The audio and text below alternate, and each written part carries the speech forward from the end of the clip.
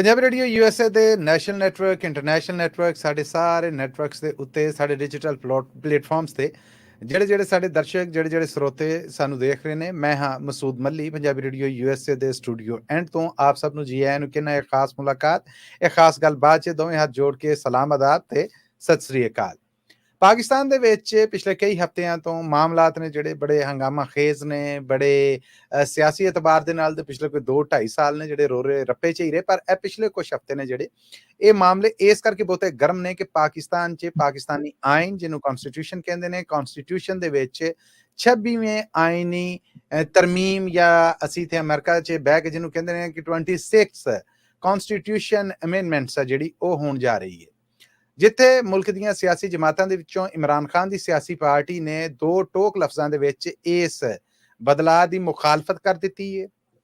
Parliament ਦੇ ਵਿੱਚ ਬਹਿ ਕੇ ਕੋਈ ਗੱਲਬਾਤ ਕਰਕੇ ਮਾਮਲੇ ਨਿਬੇੜਨ ਤੋਂ ਵੀ ਉਹਨਾਂ ਨੇ ਨਾ ਕਰ ਦਿੱਤੀ ਹੈ ਕਿ ਜੀ ਅਸੀਂ ਇਹਦਾ ਹਿੱਸਾ ਬਣਨਾ ਹੀ ਨਹੀਂ। ਉੱਥੇ ਇਮਰਾਨ ਖਾਨ ਦਾ ਹੁਣ ਤੱਕ ਸਾਥ ਦਿੰਦੇ ਆਏ ਮੌਲਾਨਾ ਫਜ਼ਲੁਰ ਰਹਿਮਾਨ ਹੁਕਮਰਾਨ ਧੜੇ ਦੇ ਨਾਲ ਗੱਲਬਾਤ ਕਰਕੇ ਕੁਝ ਗੱਲਾਂ ਮਨਵਾਉਣ 'ਚ ਕਾਮਯਾਬ ਰਹੇ ਨੇ ਤੇ ਕੁਝ ਮੰਨਣ 'ਚ ਕਾਮਯਾਬ ਰਹੇ ਨੇ। ਪਾਕਿਸਤਾਨ ਪੀਪਲਸ ਪਾਰਟੀ ਦੇ ਪ੍ਰਧਾਨ ਬਿਲਾਵਲ ਜਿਨ੍ਹਾਂ ਦੇ ਪਿਓ ਪਾਕਿਸਤਾਨ ਦੇ ਪ੍ਰੈਜ਼ੀਡੈਂਟ ਨੇ ਆਸਫ ਅਲੀ ਜ਼ਰਦਾਰੀ, ਉਹਨਾਂ ਦਾ ਇਹ ਆਖਣਾ ਹੈ ਕਿ ਜਦੋਂ ਮਿਸਾਕ ਜਮਹੂਰੀਅਤ ਹੋਈ ਸੀ ਉਦੋਂ ਇਹ ਤੈਅ ਹੋਇਆ ਸੀਗਾ ਕਿ ਪਾਕਿਸਤਾਨ 'ਚ ਅਦਾਲਤਾਂ ਨੇ ਜਿਹੜੀਆਂ ਉਹਨਾਂ ਦੇ ਵਿੱਚ ਆਇਨੀ ਲੋੜ ਦੇ ਮੁਤਾਬਿਕ ਬਦਲਾਅ ਦੀ ਲੋੜ ਆ, ਅਸੀਂ ਉਸ ਸਮਝੌਤੇ ਨੂੰ ਪੂਰੀਆਂ ਕਰਾਂਗੇ। ਜਦਕਿ ਹੁਣ ਦੀ ਹੁਕਮਰਾਨ ਜਮਾਤ ਆ ਜਿਹੜੀ ਪਾਕਿਸਤਾਨ ਮੁਸਲਿਮ ਲੀਗ ਨੂਨ, ਉਹਨੇ ਇਹ 26ਵੇਂ ਬਦਲਾਅ ਦੇ ਰਾਹੀਂ ਜਿਹੜੇ ਰਾਹ ਜਾਂ ਜਿਹੜੀਆਂ ਸ਼ੈਵਾਂ ਸਾਹਮਣੇ ਲਿਆਂਦੀਆਂ ਉਹ ਨਹੀਂ ਰਹੀਆਂ ਜਿਹੜੀਆਂ ਉਹਨਾਂ ਨੇ ਸਾਹਮਣੇ ਡਰਾਫਟ ਕੀਤੀਆਂ ਸੀ, ਲਿਖ ਕੇ ਪੇਸ਼ ਕੀਤੀਆਂ ਸੀ, ਕਿਉਂਕਿ ਇਹਦੇ ਤੇ ਉਹਨਾਂ ਨੂੰ ਆਪਣੇ ਇਤਿਹਾਦੀ ਪਾਕਿਸਤਾਨ ਪੀਪਲਸ ਪਾਰਟੀ ਹੈ ਜਿਹੜੀ ਉਹਨਾਂ ਦੀ ਵੀ ਕੁਝ ਮੰਨਣੀ ਪਈ। ਸੋ ਉਹ ਸ਼ਕਲ ਉਹ ਨਾ ਰਹੀ ਜਿਹੜੀ ਉਹ ਸਾਹਮਣੇ ਲੈ ਕੇ ਆਏ ਸੀ। ਫਿਰ ਉਸ ਤੋਂ ਬਾਅਦ ਮੌਲਾਨਾ ਫਜ਼ਲੁਰ ਰਹਿਮਾਨ ਦੇ ਸਾਹਮਣੇ ਆਉਣ ਤੋਂ ਬਾਅਦ ਇਹ ਵੀ ਗੱਲਾਂ ਸਾਹਮਣੇ ਆ ਰਹੀਆਂ ਕਿ ਸ਼ਾਇਦ ਆਇਨੀ ਅਦਾਲਤਾਂ ਨੇ ਜਿਹੜੀਆਂ ਉਹ ਨਾ ਬਣਨ, ਆਇਨੀ ਬੈਂਚ ਬਣ ਜੇ। ਕਾਨੂੰਨੀ ਮਾਹਿਰ ਨੇ ਜਿਹੜੇ ਉਹ ਵੀ ਦੋ ਧੜਿਆਂ ਦੇ ਵਿੱਚ ਵੰਡੇ ਹੋਏ ਨਜ਼ਰ ਆਉਂਦੇ ਨੇ। ਫਾਰੂਕ ਐਚ ਨਾਇਕ ਜਿਹੜੇ ਕਿ ਆਪ ਵੀ ਸੈਨੇਟਰ ਨੇ ਪਾਕਿਸਤਾਨ ਪੀਪਲਸ ਪਾਰਟੀ ਦੇ, ਉਹਨਾਂ ਦੀ ਵੀ ਇਹਦੇ ਤੇ ਸਟੇਟਮੈਂਟ ਹੈ ਜਿਹੜੀ ਉਹ ਸਾਹਮਣੇ ਮੌਜੂਦ ਹੈ, ਜਦ ਕਿ ਹਾਮਦ ਖਾਨ ਗਰੁੱਪ ਜਿਹੜਾ ਹੈ ਕਿ ਵਕੀਲਾਂ ਦਾ ਦੂਜਾ ਧੜਾ ਕਿਹਾ ਜਾ ਸਕਦਾ ਹੈ, ਉਹ ਵੀ ਇਹਦੇ ਤੇ ਆਪਣੀ ਸਲਾਹ ਦੇਣ ਦੇ ਨੇ ਕਿ ਇਹ ਕੰਮ ਠੀਕ ਨਹੀਂ ਹੈ। ਕਾਨੂੰਨੀ ਪੱਖੋਂ ਇਹ ਗੁੰਝਲਾਂ ਨੇ ਜਿਹੜੀਆਂ ਇਹ ਮੁਲਕੀ ਆਉਣ ਵਾਲਾ ਵੇਲਾ ਆਮ ਲੋਕ ਕਾਨੂੰਨੀ ਗੁੰਝਲਾਂ ਜਿਹੜੀਆਂ ਉਹਨਾਂ ਦੇ ਵਾਸਤੇ ਦਵਾਦਾਰੂ ਨੇ ਜਾਂ ਹੋਰ ਗੁੰਝਲਦਾਰ ਨੇ। ਇਹ ਜਿਹੜੇ ਕੋਈ ਕਾਨੂੰਨੀ ਪੱਖ ਨੇ ਇਹਨਾਂ ਦੇ ਉੱਤੇ ਕਾਨੂੰਨੀ ਮਾਹਿਰਾਂ ਦੀ ਸਲਾਹ ਕਾਰਨ ਅਸੀਂ ਵੀ ਲੋੜ ਮਹਿਸੂਸ ਕੀਤੀ ਔਰ ਆਪਣੇ ਸਟੂਡੀਓਜ਼ 'ਚ ਆਪਣੇ ਨਾਲ ਜੋੜਿਆ। ਲਹਿੰਦੇ ਪੰਜਾਬ ਤੋਂ, ਪੰਜਾਬ ਦੀ ਰਾਜਧਾਨੀ ਲਾਹੌਰ ਤੋਂ supreme court bar association of Pakistan ਦੇ ਫਾਰਮਰ ਵਾਈਸ ਪ੍ਰੈਜ਼ੀਡੈਂਟ ਪੰਜਾਬ ਜਨਾਬ ਚੌਧਰੀ ਮੁਹੰਮਦ ਅਰਸ਼ਦ ਬਾਜਵਾ ਹੋਣਾ ਨੂੰ। ਅਰਸ਼ਦ ਬਾਜਵਾ ਸਾਹਿਬ, ਤੁਹਾਨੂੰ ਪੰਜਾਬੀ ਰੇਡੀਓ यूएसए ਤੇ ਜੀ ਆਇਆਂ ਨੂੰ, ਅਸਲਾਮ ਅਲੈਕੁਮ, ਵੈਲਕਮ ਕਹਿੰਦੇ ਆ ਜੀ। ਵਾਲੇਕੁਮ ਅਸਲਾਮ, ਬਹੁਤ ਸ਼ੁਕਰੀਆ, ਬੜੀ ਮਿਹਰਬਾਨੀ ਕਿ ਤੁਸੀਂ ਕੁਝ ਸਮਾਂ ਕੱਢਿਆ। ਮਾਮਲੇ ਸਿਆਸੀ ਤੌਰ ਤੇ ਵਾਵਾ ਗਰਮ ਨੇ। ਮੈਂ ਉਮੀਦ ਕਰਨਾ ਕਿ ਲਾਹੌਰ ਸ਼ਹਿਰ ਦਾ ਮੌਸਮ ਹੈ ਜਿਹੜਾ ਪਲੇਜ਼ੈਂਟ ਹੋਏਗਾ। ਇਹ ਦੱਸੋ ਬਾਜਵਾ ਸਾਹਿਬ ਕਿ ਇਹ ਜਿਹੜਾ 26ਵੀਂ ਤਰਮੀਮ ਜਾਂ ਬਦਲਾਅ ਜਿਹਨੂੰ ਕਹਿ ਰਹੇ ਆ, ਜਿੱਥੇ ਪੂਰੀ ਦੁਨੀਆ ਜਿਹੜੀ ਪਾਕਿਸਤਾਨ ਦੇ ਵਿੱਚ ਸਿਆਸੀ ਹੰਗਾਮੇ, ਇਹ ਅਦਾਲਤਾਂ ਔਰ ਬਾਕੀ ਸਾਰੇ ਮਾਮਲੇ ਨੇ ਜਿਹੜੇ ਜ਼ੋਰਾ ਜ਼ੋਰੀ ਲੋਕਾਂ ਦਾ ਬਾਕੀ ਮਾਮਲੇ ਨੇ ਜਿਹੜੇ ਉਹਨਾਂ ਤੇ ਫਿਰ ਕਿਸੇ ਵੇਲੇ ਗੱਲ ਕਰਾਂਗੇ। ਅੱਜ ਮੈਂ ਤੁਹਾਨੂੰ ਇਹ ਪੁੱਛਣਾ ਚਾਹੁੰਦਾ ਕਿ ਇਹ ਆਇਨੀ ਲੋੜ, ਆਇਨੀ ਅਦਾਲਤਾਂ ਕੀ ਨੇ? ਕਿ ਪਹਿਲੀਆਂ ਜਿਹੜੀਆਂ ਅਦਾਲਤਾਂ ਕੰਮ ਕਰ ਰਹੀਆਂ ਸਨ ਉਹ ਗੈਰ ਆਇਨੀ ਸਨ, ਪਾਕਿਸਤਾਨੀ ਕਨਸਟੀਟਿਊਸ਼ਨ 'ਚ ਉਹਨਾਂ ਲਈ ਕੋਈ ਥਾਂ ਨਹੀਂ ਸੀ ਕਿ ਇਹ ਲੋੜ ਸਾਹਮਣੇ ਆਈ? ਜੀ ਬਹੁਤ ਅੱਛਾ ਸਵਾਲ ਕੀਤਾ ਤੁਸੀਂ। ਪਹਿਲੀਆਂ ਅਦਾਲਤਾਂ ਵੀ ਆਇਨੀ ਅਦਾਲਤਾਂ ਹੀ ਸਨ, ਕਿਉਂਕਿ ਆਇਨ ਦੇ ਤਹਿਤ ਹੀ ਸੂਬਾਈ ਅਦਾਲਤਾਂ ਔਰ ਆਇਨ ਦੇ ਤਹਿਤ ਹੀ ਪਾਕਿਸਤਾਨ ਦੀ ਸਭ ਤੋਂ ਵੱਡੀ ਅਦਾਲਤ ਸੁਪਰੀਮ ਕੋਰਟ ਜਿਹੜੀ ਉਹਦਾ ਵਜੂਦ ਹੋਇਆ ਸੀ। ਲੇਕਿਨ ਇਹ ਕਿ ਵੇਲੇ ਦੇ ਨਾਲ ਜਿਵੇਂ ਜ਼ਰੂਰਤਾਂ ਵੱਧਦੀਆਂ ਨੇ ਤੇ ਇਸ ਹਵਾਲੇ ਦੇ ਨਾਲ ਉਹ ਚੀਜ਼ਾਂ ਜਿਹੜੀਆਂ ਨੇ ਨਾ ਉਹਨਾਂ ਨੂੰ ਵੇਲੇ ਦੇ ਨਾਲ ਚੱਲਣ ਵਾਸਤੇ ਅਮਲੀ ਸ਼ਕਲ ਦਿੱਤੀ ਜਾਂਦੀ ਹੈ। ਠੀਕ ਹੈ। ਇਹ ਆਇਨੀ ਅਦਾਲਤ ਤੇ ਇੱਕ ਨਾਂ ਦਿੱਤਾ ਗਿਆ ਉਹਨੂੰ, ਲੇਕਿਨ ਪਹਿਲੀ ਵੀ ਅਦਾਲਤ ਆਇਨ ਦੇ ਤਹਿਤ ਹੀ ਬਣੀ ਹੋਈ ਹੈ। ਇਹਨੂੰ ਤੁਸੀਂ ਇਹ ਕਹਿ ਸਕਦੇ ਹੋ ਕਿ ਇਸ ਜਿਹੜੀ 26ਵੀਂ ਆਇਨੀ ਤਰਮੀਮ ਹੈ, ਇਹਦੇ ਵਿੱਚ ਜੱਜਾਂ ਦੀ ਤਕਰਰੀ ਦਾ ਤਰੀਕਾ, ਜੱਜਾਂ ਦੀ ਤਾਦਾਦ, ਕਿਉਂਕਿ ਪਹਿਲੇ ਵੇਖੋ ਨਾ, ਜਦੋਂ 70 ਸਾਲ ਪਹਿਲੇ ਜਾਂ ਜਦ ਪਾਕਿਸਤਾਨ ਜਦੋਂ ਦਾ ਵਜੂਦ 'ਚ ਆਇਆ ਤੇ ਅਦਾਲਤਾਂ ਬਣੀਆਂ ਤੇ ਉਸ ਤੋਂ ਬਾਅਦ ਫਿਰ ਆਬਾਦੀ ਵੀ ਤੇ ਵੱਧਦੀ ਗਈ ਨਾ। ਤੇ ਸਾਡੇ ਹੁਣ ਸੁਪਰੀਮ ਕੋਰਟ ਦੇ ਜਿਹੜੇ ਅਦਾਲਤ ਦੇ ਜੱਜ ਸਾਹਿਬਾਨ ਨੇ ਉਹਨਾਂ ਦੀ ਤਾਦਾਦ 17, ਜਿਨ੍ਹਾਂ ਸਾਰਿਆਂ ਸੂਬਿਆਂ ਤੋਂ ਨੁਮਾਇੰਦਗੀ ਕਰਦਿਆਂ ਹੋਇਆ ਜੱਜ ਮੁਕਰਰ ਕੀਤੇ ਜਾਂਦੇ ਨੇ ਇੱਥੇ। ਉਸ ਤੋਂ ਬਾਅਦ ਇਹ ਵੇ ਕਿ ਹੁਣ ਜਿਸ ਤਰ੍ਹਾਂ ਸਾਡੀ ਆਬਾਦੀ ਵੱਧ ਗਈ, ਉਸ ਹਵਾਲੇ ਦੇ ਨਾਲ ਫਿਰ ਮੁਕੱਦਮੇ ਵੀ ਵੱਧ ਗਏ ਤੇ ਆਮ ਲੁਕਾਈ ਦੇ ਜਿਹੜੇ ਮੁਕੱਦਮੇ ਨੇ ਉਹ ਇਸ ਵਜ੍ਹਾ ਤੋਂ ਪਿੱਛੇ ਚਲੇ ਜਾਂਦੇ ਨੇ ਜਾਂ ਉਹਨਾਂ ਦੇ ਫੈਸਲੇ ਤਾਂ ਦੇਰ ਨਾਲ ਹੁੰਦੇ ਨੇ ਕਿ ਅਦਾਲਤਾਂ ਜਿਹੜੀਆਂ ਸਾਡੀਆਂ ਹੁਣ ਅਸੀਂ ਪਿਛਲੇ ਕੁਝ ਅਰਸੇ ਤੋਂ ਜਾਂ ਪਿਛਲੇ 1-2 ਦਹਾਈਆਂ ਤੋਂ ਮਾਮਲਾ ਜਿਹੜੇ ਨੇ ਨਾ ਗੌਰਮੈਂਟਾਂ ਦੇ ਇਲੈਕਸ਼ਨ ਦੇ ਪਾਰਟੀਆਂ ਦੇ ਉਹ ਜ਼ਿਆਦਾ ਸੁਪਰੀਮ ਕੋਰਟ ਵੱਲ ਰਜੂ ਹੁੰਦੇ ਨੇ ਔਰ ਉਹ ਜ਼ਿਆਦਾ ਉਹਨਾਂ 'ਚ ਟਾਈਮ ਲੱਗਦਾ ਹੈ। ਇਸ ਠੀਕ ਹੈ। ਵਜ੍ਹਾ ਤੋਂ ਇਹ ਜ਼ਰੂਰਤ ਮਹਿਸੂਸ ਕੀਤੀ ਗਈ ਕਿ ਇਸ ਤਰਮੀਮ ਦੇ ਨਾਲ ਆਇਨ ਦੇ ਵਿੱਚ ਇੱਕ ਤੇ ਜੱਜਾਂ ਦੀ ਤਾਦਾਦ ਵਧਾਈ ਜਾਏ, ਉਹਨਾਂ ਦੀ ਤਕਰਰੀ ਦਾ ਤਰੀਕਾਕਾਰ ਜਿਹੜਾ ਉਹ ਹੋਰ ਬਿਹਤਰ ਬਣਾਇਆ ਜਾਏ। ਪਹਿਲਾਂ ਜਿਸ ਤਰ੍ਹਾਂ ਇਤਰਾਜ਼ ਹੈ ਕਿ ਕਿਤੇ ਕਿਹਾ ਜਾਂਦਾ ਕਿ ਵਨ ਮੈਨ ਸ਼ੋਅ ਹੈ ਕਿ ਇੱਕ ਹੀ ਬੰਦਾ ਜਿਹੜਾ ਨਾ ਉਹ ਹੀ ਆਪਣੇ ਜੱਜ ਅਪੁਆਇੰਟ ਕਰ ਰਿਹਾ, ਆਪਣੀ ਮਰਜ਼ੀ ਦੇ ਜੱਜ ਅਪੁਆਇੰਟ ਕਰ ਰਿਹਾ। ਹੂੰ। ਜੱਜਾਂ ਦੇ ਵਿੱਚ ਹੀ ਮਤਲਬ ਹੈ ਕਿ ਲੋਕ ਮਹਿਸੂਸ ਕਰਦੇ ਨੇ, ਪਾਰਟੀਆਂ ਮਹਿਸੂਸ ਜਾਂ ਜਿਹਦੇ ਖਿਲਾਫ ਫੈਸਲਾ ਹੁੰਦਾ ਉਹ ਕਹਿੰਦਾ ਕਿ ਲੋ ਜੀ ਇਹ ਤੇ ਜੱਜ ਉਸ ਪਾਰਟੀ ਦਾ ਹੈ ਜੀ, ਉਸ ਪਾਰਟੀ ਦਾ ਬਿਲਕੁਲ ਪੱਖ ਜੀ, ਮਾਰ ਰਿਹਾ। ਏਦਾਂ ਹੀ। ਠੀਕ। ਤੇ ਇਸ ਵਜ੍ਹਾ ਤੋਂ ਇਸ ਜਿਹੜੀ 26ਵੀਂ ਆਈਨੀ ਤਰਮੀਮ ਹੈ ਨਾ, ਇਹਦੇ ਵਿੱਚ ਇਹ ਲਿਆਂਦਾ ਗਿਆ ਹੈ ਕਿ ਇੱਕ ਤੇ ਜੱਜਾਂ ਦੀ ਤਾਦਾਦ, ਦੂਸਰਾ ਚੀਫ ਜਸਟਿਸ ਜਿਹੜਾ ਬਣੇ ਉਹਦੇ ਵਿੱਚ ਵੀ ਉਹਦੀ ਤਕਰਰੀ ਦਾ ਵੀ ਤਰੀਕਾਕਾਰ ਵਾਜ਼ਿਹ ਕੀਤਾ ਗਿਆ ਤੇ ਚੀਫ ਜਸਟਿਸ ਦੀ ਮੁੱਦਤ ਦਾ ਤਕਰਰੀ ਦਾ ਜਿਹੜਾ ਉਹਦੀ ਮੁੱਦਤ ਦਾ ਤਯੀਨ ਕੀਤਾ ਜਾ ਰਿਹਾ ਤੇ ਇਹ ਸਾਰੀ ਇਹ ਤੇ ਬਾਜਵਾ ਸਾਹਿਬ ਤੁਸੀਂ ਦੱਸ ਦਿੱਤਾ। ਮੇਰਾ ਖਿਆਲ ਹੈ ਕਿ ਇਹ ਗੱਲ ਪਤਾ ਵੀ ਹੈ ਸਭ ਨੂੰ ਕਿ ਸਮਝਦੇ ਜੇ ਕਿ ਇਹ ਜਿਹੜੇ ਇਹ ਜਿਹੜੀਆਂ ਤਰਮੀਮਾਂ ਇਹਦੇ ਵਾਸਤੇ ਇਹ ਵੇਲਾ ਮੁਨਾਸਿਬ ਸੀਗਾ ਉਦੋਂ ਜਦੋਂ chief justice of Pakistan justice Faez Isa ਹੋਣੇ ਨੇ ਜਿਹੜੇ ਉਹ 25 ਅਕਤੂਬਰ ਨੂੰ ਰਿਟਾਇਰ ਹੋਣ ਜਾ ਰਹੇ ਨੇ ਔਰ ਜਿੱਡੀ ਕਾਹਲੀ 'ਚ ਪਾਕਿਸਤਾਨ 'ਚ ਸਾਰੇ ਮਾਮਲੇ ਹੋਣ ਡੇ ਨੇ ਉਹ ਦੱਸਣ ਡੇ ਨੇ ਕਿ ਗੱਲ ਏਡੀ ਸਾਦਾ ਹੈ ਨਹੀਂ ਜਿਹੜੀ ਸਾਡਾ ਦੱਸੀ ਜਾ ਰਹੀ। ਉਹ ਤੁਹਾਡੀ ਗੱਲ ਕਿਸੇ ਹੱਦ ਤੱਕ ਠੀਕ ਹੈ ਇਸ ਹਵਾਲੇ ਨਾਲ ਕਿ ਇੱਥੇ ਮੈਂ ਇਹ ਕਹਾਂਗਾ ਕਿ ਜਦੋਂ ਵੀ ਕੋਈ ਨਵੀਂ ਚੀਜ਼ ਬਣਾਈ ਜਾਂਦੀ ਜਾਂ ਕੀਤੀ ਜਾਂਦੀ ਹੈ ਨਾ ਤੇ ਉਹਦੇ ਵਿੱਚ ਇਹ ਚੀਜ਼ਾਂ ਆਉਂਦੀਆਂ ਨੇ, ਕੁਝ ਉਹਨੂੰ ਉਹਦਾ ਖੌਫ ਹੁੰਦਾ ਹੈ ਕਿ ਅੱਗੇ ਕੀ ਹੋਏਗਾ। ਠੀਕ ਹੈ, ਉਹਨੂੰ ਕਿਸੇ ਇੱਕ ਖਾਸ ਮੌਕੇ ਨਾਲ, ਖਾਸ ਬੰਦੇ ਨਾਲ ਜੋੜ ਕੇ ਇਹ ਕੀਤਾ ਜਾਂਦਾ ਕਿ ਸ਼ਾਇਦ ਇਹ ਉਹਨੂੰ ਫਾਇਦਾ ਦੇਣ ਵਾਸਤੇ ਕੀਤਾ ਜਾ ਰਿਹਾ। ਲੇਕਿਨ ਅਗਰ ਉਹਨੂੰ ਦੂਸਰੇ ਹਵਾਲੇ ਨਾਲ ਜਿਸ ਤਰ੍ਹਾਂ ਕਿ ਅੱਧਾ ਗਲਾਸ ਖਾਲੀ ਤੇ ਅੱਧਾ ਗਲਾਸ ਭਰਿਆ ਵੇਖਿਆ ਜਾਏ, ਅਗਰ ਉਹ ਚੀਫ ਤੋਂ ਬਾਅਦ ਵੀ ਇਹ ਹੁੰਦਾ ਤੇ ਫਿਰ ਵੀ ਤੇ ਕਿਸੇ ਨਾ ਕਿਸੇ ਕਿਸਮ ਦੇ ਇਤਰਾਜ਼ ਆਉਣੇ ਹੀ ਸਨ ਕਿ ਜੀ ਇਹ ਹੁਣ ਕਿਉਂ ਹੋਇਆ।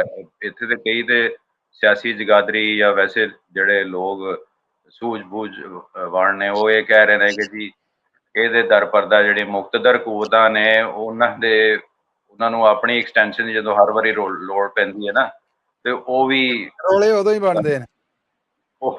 ਉਹਦੀ ਵੀ ਐਕਸਟੈਂਸ਼ਨ ਦੀ ਜਿਹੜਾ ਨਾ ਇਹ ਹਿਸਾਬ ਕਿਤਾਬ ਇਹਦੇ ਨਾਲ ਹੀ ਉਹਦੀ ਜੁੜਤ ਹੈ। ਹਾਂ, ਠੀਕ ਹੈ ਗੱਲ ਅਸਲ ਫਿਰ ਨਿਕਲੇ। ਮੈਂ ਹੁਣ ਇਹ ਪੁੱਛਣਾ ਚਾਹਨਾ ਆ ਤੁਹਾਨੂੰ ਕਿ ਇਹ ਸਾਰੇ ਮਾਮਲਿਆਂ ਦੇ ਵਿੱਚ ਵੇਖੋ ਕਿ ਕੋਈ ਵੀ ਧਿਰ ਇੱਕ ਥਾਂ ਦੇ ਉੱਤੇ ਨਹੀਂ। ਜੇ ਸਾਰੀਆਂ ਗੱਲਾਂ ਠੀਕ ਹੁੰਦੀਆਂ ਤੇ ਆਪ ਹਕੂਮਤੀ ਹੁਕਮਰਾਨ ਧੜੇ ਨੇ ਜਿਹੜੇ ਉਹਨਾਂ ਦਾ ਆਪਸ ਦੇ ਵਿੱਚ ਇੱਕ ਗੱਲ ਹੁੰਦੀ ਜਿਹੜੀ ਕਿ ਨਹੀਂ ਸੀ, ਫਿਰ ਉਹਦੇ 'ਚ ਕੁਝ ਬਦਲਾਅ ਕਰਕੇ ਉਹਨਾਂ ਨੇ ਇੱਕ ਡਰਾਫਟ ਬਣਾਇਆ। ਫਿਰ ਮੌਲਾਨਾ ਫਜ਼ਲੁਰ ਰਹਿਮਾਨ ਜਿਹੜੇ ਕਿ ਸਲਾਹਕਾਰ ਤੇ ਰਹੇ ਇਮਰਾਨ ਖਾਨ ਹੋਣਾ ਦੇ ਉਹ ਵੀ ਨਾਲ ਬੈਠੇ, ਫੇਰ ਇਹ ਕੋਈ ਬਦਲਾਅ ਬਣਾਇਆ। ਇਹ ਉਦਾਂ ਨਹੀਂ ਹੁਣ ਸ਼ਕਲ ਰਹੀ ਜਿੱਦਾਂ ਮੈਂ ਪਹਿਲੇ ਅਰਜ਼ ਕੀਤਾ ਕਿ ਸ਼ੁਰੂ ਦੇ ਵਿੱਚ ਇਸ ਡਰਾਫਟ ਦੀ ਸੀ। ਕੁੜੱਤਨ ਭਰਿਆ ਕੋਈ ਸਵਾਲ ਹੈ, ਆਮ ਬੰਦੇ ਨੂੰ ਇਸ ਬਦਲਾਅ ਦਾ ਕੀ ਫਾਇਦਾ ਹੋਏਗਾ? ਮੇਰੇ ਖਿਆਲ ਨਾਲ ਤੇ ਇਹ ਹੈ, ਜਾਂ ਆਮ ਇੱਥੇ ਪਾਕਿਸਤਾਨ ਤੋਂ ਬਾਹਰ ਬੈਠੇ ਲੋਕ ਇਹ ਮਹਿਸੂਸ ਕਰਦੇ ਨੇ ਕਿ ਇਹ ਸਿਰਫ ਕੋਈ 100-150 ਸਿਆਸੀ ਕੇਸ ਹੈ ਜਿਹਦੇ ਵਾਸਤੇ ਇਹ ਸਾਰਾ ਯਤਨ ਕੀਤਾ ਜਾ ਰਿਹਾ। ਆਮ ਬੰਦੇ ਤੱਕ ਇਨਸਾਫ ਦੇ ਮਾਮਲੇ ਉਸੇ ਤਰ੍ਹਾਂ ਡਿਲੇ ਰਹਿਣਗੇ, ਉਸੇ ਤਰ੍ਹਾਂ ਲੰਮੇ ਰਹਿਣਗੇ। ਆਮ ਬੰਦਾ ਥਾਣੇ, ਕਚਹਿਰੀਆਂ, ਅਦਾਲਤਾਂ 'ਚ ਉਂਝ ਹੀ ਖੱਜਲ ਹੁੰਦਾ ਰਹੇਗਾ। ਇਹਦਾ ਉਹਨੂੰ ਕੋਈ ਫਾਇਦਾ ਟ੍ਰਾਂਸਫਰ ਨਹੀਂ ਹੋ ਸਕੇਗਾ। ਵੇਖੋ, ਮੈਂ ਜਿਹੜਾ ਨਾ ਤੁਸੀਂ ਅਗਰ ਕੀ ਕਹਿੰਦੇ ਨੇ ਸੱਚੀ ਪੁੱਛੋ ਜੀ ਤੇ ਉਹ ਇਹ ਕਿ ਮੈਂ ਤੇ ਇਹ ਸਮਝਦਾ ਕਿ ਪਾਕਿਸਤਾਨ ਇੱਕ ਤਜਰਬਾਗਾਹ ਹੈ, ਇੱਕ ਲੈਬਾਰਟਰੀ ਹੈ। ਹਰ ਦੌਰ 'ਚ ਇੱਥੇ ਇੱਕ ਨਵਾਂ ਤਜਰਬਾ ਹੋਇਆ। ਠੀਕ ਹੈ, ਉਸ ਤਜਰਬੇ ਨੂੰ ਉਹ ਸਾਇੰਸ ਦੀ ਲੈਬਾਰਟਰੀ ਜਿਸ ਤਰ੍ਹਾਂ ਐਸਿਡ ਬੇਸ ਮਿਲਾ ਕੇ ਤੇ ਕੋਈ ਨਾ ਕੋਈ ਚੀਜ਼ ਬਣਾਈ ਜਾਂਦੀ ਹੈ। ਉਹ ਕੋਈ ਕਾਰਾਮਦ ਸਾਬਤ ਹੋ ਗਈ ਤੇ ਠੀਕ ਹੈ, ਨਹੀਂ ਤੇ ਫਿਰ ਉਹੀ ਰੌਲਾ ਕਿ ਨਵਾਂ ਤਜਰਬਾ ਫਿਰ ਕਰੋ। ਕਿ ਯਾਰ ਕਿਵੇਂ ਆਟੇ 'ਚ ਤੇਜ਼ਾਬ ਪਾ ਕੇ ਉਹਨੂੰ ਘੋਲਣ ਦੀ ਕੋਸ਼ਿਸ਼ ਕੀਤੀ ਜਾ ਰਹੀ ਹੈ, ਇਹਦੇ ਨਾਲ ਕੋਈ ਅਫਾਕਾ ਹੁੰਦਾ ਨਜ਼ਰ ਨਹੀਂ ਆਣ ਡਿਆ। ਬਜ਼ਾਹਿਰ ਤੇ ਮੈਂ ਸਮਝਣਾ, ਜ਼ਾਤੀ ਤੌਰ ਤੇ ਮੈਂ ਇਹ ਸਮਝਣਾ ਵਾ ਕਿ ਇੱਕ ਲਿਹਾਜ਼ ਨਾਲ ਇਹ ਵੇਖਿਆ ਜਾਏ ਤੇ ਇਹ ਠੀਕ ਹੈ ਕਿ ਇੱਕ ਬੈਂਚ ਜਾਂ ਆਈਨੀ ਅਦਾਲਤ ਜਿਹੜੀ ਉਹ ਕਿਹਾ ਜਾ ਰਿਹਾ ਕਿ 5 ਜੱਜਾਂ ਤੇ ਮੁਸ਼ਤਮਿਲ ਹੋਏਗੀ। ਹੂੰ ਉਹ ਅਗਰ ਇਹੀ ਖਾਸ ਮੁਕੱਦਮੇ ਸੁਣ ਕੇ ਤੇ यानी सियासी मुकदमे सिर्फ सुनेगी, आम मुकदमे नहीं सुनेगी। सियासी मुकदमे सुनदी है ਤੇ ਜ਼ਾਹਿਰ ਹੈ ਉਹ ਅੱਛਾ ਖਾਸਾ ਫਰਕ ਪਏਗਾ। ਲੇਕਿਨ ਉਹਦੇ ਨਾਲ ਫਿਰ ਹੋਰ ਕਬਾਹਤਾਂ ਕਾਫੀ ਨੇ ਕਿ ਇਹ ਚੁੱਕੇ ਸਭ ਤੋਂ ਵੱਡੀ ਅਦਾਲਤ ਹੈ। ਫਿਰ ਇਹ ਚੀਜ਼ ਜਿਸ ਤਰ੍ਹਾਂ ਅੱਗੇ practice and procedure act pass ਹੋਇਆ ਸੁਪਰੀਮ ਕੋਰਟ ਦਾ ਸਾਰਾ ਤੈਅ ਕੀਤਾ ਗਿਆ ਕਿ ਕਿਸ ਤਰ੍ਹਾਂ ਕੰਮ ਕਰਨਾ ਹੈ ਕਿ ਉਹ ਇਹ ਸੀ ਕਿ ਸੁਪਰੀਮ ਕੋਰਟ ਇੱਕ ਫੈਸਲਾ ਦੇ ਦਿੰਦੀ ਹੈ ਤੇ ਉਸ ਤੋਂ ਬਾਅਦ ਉਹਦੀ ਅਪੀਲ ਕਿੱਥੇ ਵੇ। ठीक है। ਤੇ ਜਿਹਦੇ ਖਿਲਾਫ ਹੋਇਆ ਹੈ ਉਹ ਤੇ ਫਿਰ ਸਮਝੋ ਕਿ ਬਿਲਕੁਲ ਖਤਮ ਹੋ ਗਿਆ ਨਾ, ਮਾਰਿਆ ਗਿਆ ਕਿ ਐਂਡ ਦੇ ਉੱਤੇ ਜਾ ਕੇ ਉਹਦੇ ਖਿਲਾਫ ਫੈਸਲਾ ਹੋ ਗਿਆ ਤੇ ਉਸ ਤੋਂ ਅੱਗੇ ਦੀ ਉਹਦੀ ਸੁਣਵਾਈ ਹੈ ਨਹੀਂ ਕਿਤੇ ਵੀ। ਠੀਕ ਹੈ। ਇਸੇ ਤਰ੍ਹਾਂ ਹੀ ਇਹ ਚੀਜ਼ਾਂ ਨੇ ਕਿ ਇਹਦੇ ਵਿੱਚ ਵੀ ਚਲੋ ਇੱਕ ਲਿਹਾਜ਼ ਨਾਲ ਉਧਰ ਵੇਖਿਆ ਜਾਏ ਕਿ ਜੀ ਸਿਆਸੀ ਮੁਕੱਦਮੇ ਸੁਣਨਗੇ ਔਰ ਉਸ ਤੋਂ ਬਾਅਦ ਉਹ ਉਹਨਾਂ ਦੇ ਫੈਸਲੇ ਕਰਨਗੇ ਤੇ ਦੂਸਰੇ ਪਾਸੇ ਆਮ ਲੋਕਾਈ ਨੂੰ ਇਹ ਫਾਇਦਾ ਹੈ ਕਿ ਜਿਹੜੇ ਉਹਨਾਂ ਦੇ 6-6 ਸਾਲ 10-10 ਸਾਲ ਤੋਂ ਮੁਕੱਦਮੇ ਪੈਂਡਿੰਗ ਪਏ ਨੇ, ਉਹਨਾਂ ਦਾ ਕੋਈ ਪੁਰਸਾਨੇ ਹਾਲ ਨਹੀਂ ਤੇ ਉਹਨਾਂ ਦੀ ਸ਼ਾਇਦ ਉਹਨਾਂ ਦੀ ਪੇਸ਼ੀਆਂ ਮੁਕਰਰ। ਮਤਲਬ ਇੱਥੇ ਵੇਖੋ ਨਾ ਕਿ ਸੁਪਰੀਮ ਕੋਰਟ ਸਾਡੀ ਜਿਹੜੀ ਹੈ ਉਹਦੀ ਪ੍ਰਿੰਸੀਪਲ ਸੀਟ ਹੈ ਇਸਲਾਮਾਬਾਦ, ਉੱਥੇ ਤੇ ਹਰ ਵੇਲੇ ਮੌਜੂਦ ਨੇ। ਜਿਹੜੀਆਂ ਸਾਡੀਆਂ ਹਰ ਸੂਬਾਈ ਸਤਹ ਤੇ ਉਹਨੂੰ ਅਸੀਂ ਕਹਿੰਦੇ ਆ ਕਿ ਰਜਿਸਟਰੀ, ਸੁਪਰੀਮ ਕੋਰਟ ਰਜਿਸਟਰੀ ਦੀ रजिस्ट्री पंजाब, सिंध, बलोचिस्तान, KPK, खैबर पख्तून।